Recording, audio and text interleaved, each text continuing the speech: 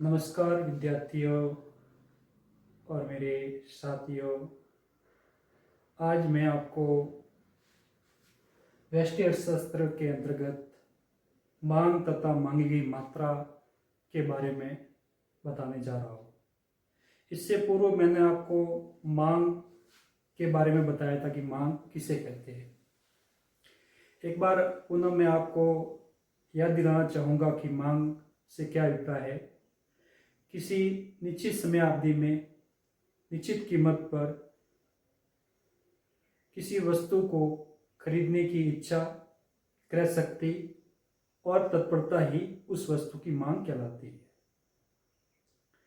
ये हमने मांग का अर्थ समझा था, लेकिन आज मैं आपको मांग तथा मांगी गई मात्रा में क्या अंतर है, इन दोनों का क्या अर्थ है। क्योंकि विद्यार्थी मांग तथा मांगी गई मात्रा में कंफ्यूज हो जाते हैं। अतः ये मांग क्या है और मांगी गई मात्रा क्या है, इसके बारे में आपको बताने जा रहा हूं। तो सबसे पहले हम देखेंगे कि मांग से अभिप्राय क्या होता है और मांगी गई मात्रा से अभिप्राय क्या होता है।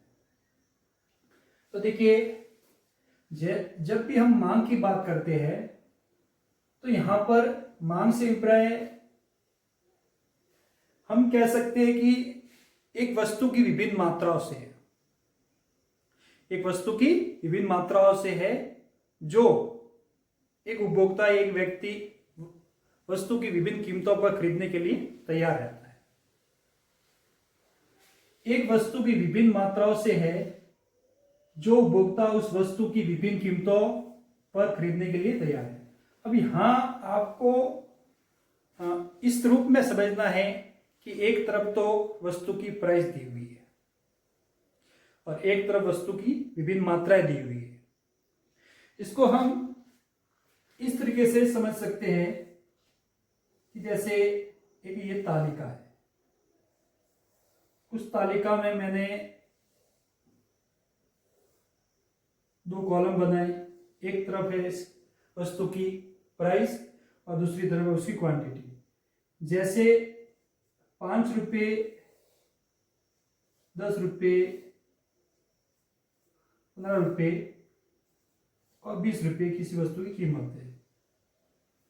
तो 5 रुपये है तो उसकी क्वांटिटी जो मांग की जाती है वो 100 है।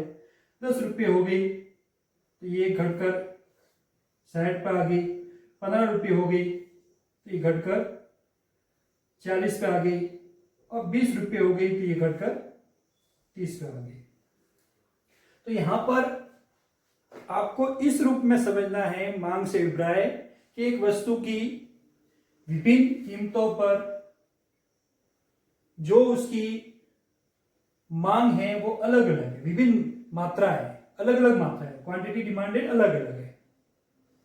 तो यहां मांग को हम एक कह सकते हैं अलग अलग रूप में लेंगे, शामिल पूरा करेंगे कि इस वस्तु की इतनी कीमत है तो इतनी मांगी जाती है मांग, इतनी कीमत है तो इतनी। इस तरीके से हम वहां एक सामूहिक रूप से मांग को परिभाषित करेंगे। अब मांगी गई मात्रा क्या है? तो मांगी गई मात्रा में आपको केवल एक बात का ध्यान रखना है कि वहां पर एक विशेष मात्रा में भी आएगा और एक विशेष या विशिष्ट कीमत में भी आएगा। जब हम एक विशिष्ट कीमत पर एक विशिष्ट मात्रा खरीदने के लिए तैयार होते हैं या खरीदते हैं तो वह मांगी गई मात्रा कहलाती है। जैसे यहां पर पहले इसको समझिए, मांगी गई मात्रा से अभिप्राय उस विशेष मात्रा से है, उस विशेष मात्रा से, न कि विभिन्न मात्राओं से। विभिन्न मात्रा किसमें आती है? मांग में आती है। जबकि मांगी गई मात्रा में क्या आता है? एक विशेष, उस विशेष मात्रा से है जो उस वस्तु की एक विशिष्ट कीमत पर खरीदी जाती है।